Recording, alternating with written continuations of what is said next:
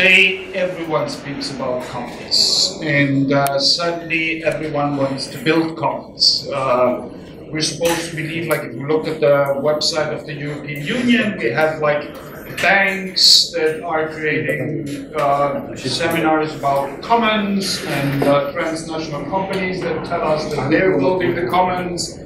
And we open big magazines and they tell us Uber is something of commoning cars and the sharing economy and all these things. So I think that we have to be very clear about what the commons are, or at least what they are structurally.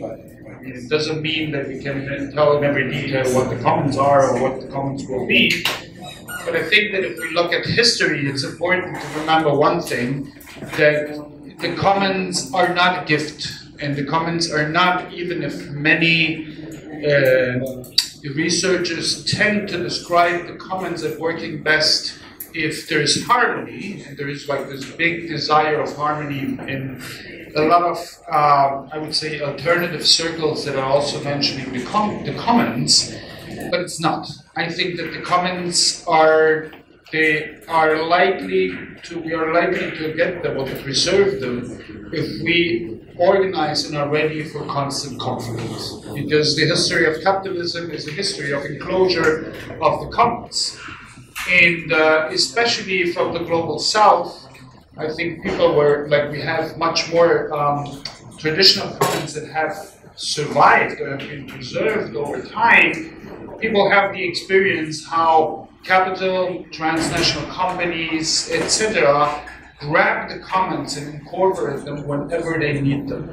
And even if there was some kind of official recognition of the commons earlier, or if you had some kind of supposed harmony, it doesn't matter anymore once capital wants to appropriate the commons. And it will, in some moment, always, because the law of capitalism is expansion. So it has to expand.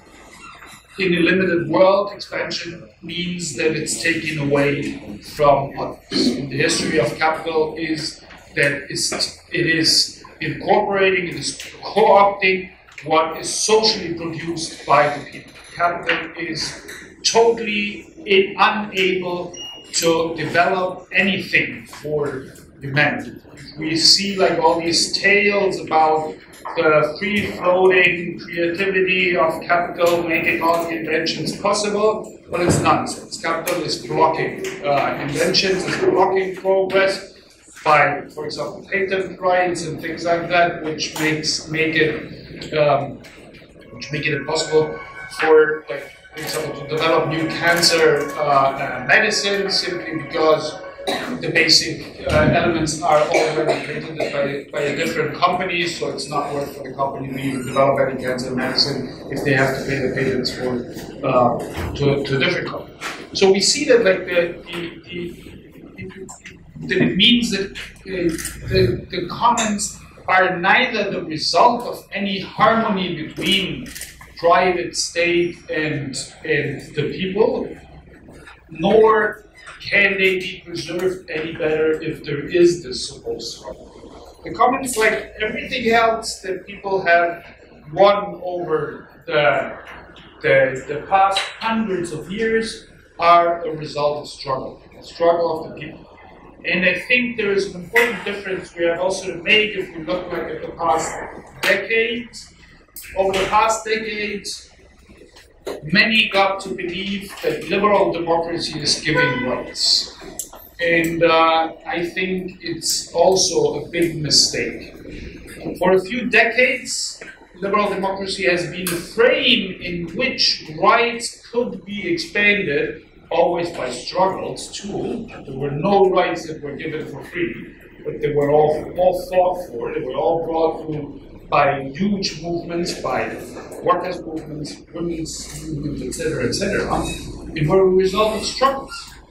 But this worked only as long as liberal democracy was the frame for modern industrial capitalism to develop. We see over the past 2 decades that liberal democracy is not the political model anymore corresponding to the development of capital today. That's why we have these authoritarian tendencies all over. That's why with many struggles we have barely been able to preserve the status quo, but not to do any progress anymore, because the liberal democratic frame is not a frame anymore for expanding rights. It turned into a frame of reducing rights, of making them invisible, of creating structures where people don't have a say anymore, even if they're told that they have. And I think we can see very well that people know that exactly. All the anti-representative revolts over the past 10 years were a result of exactly that. People felt, be it in liberal democracies or even in authoritarian regimes, they felt that the proposed model of representation is not democratic. It doesn't represent them. They don't have a say. They don't have anything to decide about their future. Like some interview partners said here when I did some research during the M15 movement here in the Spanish state, in Madrid and here in Catalonia. They said it's like a big storm is coming over you and you don't have any means to influence anything. So the hope that that we will win by an argument of having the better arguments, of having the better reason, is a lost hope. So either we organize struggles from the bottom up to preserve commons that exist, to achieve commons that don't exist, and to keep us always as communities, as people in a position where we decide, where we take the decisions and are constantly involved in the decisions that are made.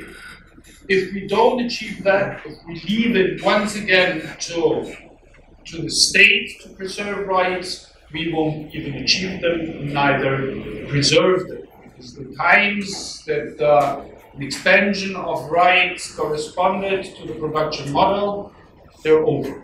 So it's of no need anymore, and the state's function is not anymore to preserve any rights or to create any rights. So I think it's very important that when we're formulating the strategies to achieve commons, what kinds of commons we achieve and how we think about them. Because there are obviously commons that are also functional for capitalism. I mean, I'm totally in favor of having, for example, free access to internet all over. But it's also something that is completely functional to capitalism. It's not that every commons is automatically like an emancipating idea. We have also to think about, and I think it has been an element over the seminars we organized here, but it's very central still, about the whole reproduction spheres. The commons cannot be something that is, again, once again, like former economic models we had, and especially Fordism, based on gendered labor and the reproduction of labor by women, for example. And obviously this threat, this danger is always there, especially when economies get more precarious. It's often easier to just externalize certain labor, amount of labor, and make it invisible. I think that we have, like, to achieve and preserve the commons, we have the outer dimension of struggle that is not harmony. Even if some people about the commons achieving international prices say that the commons are last longer or function better if there is a harmony relationship, and I don't think so. But we have also to look. It's also an internal struggle about thinking different, not only about economy, but also about reproduction and about reproductive health. Thank you.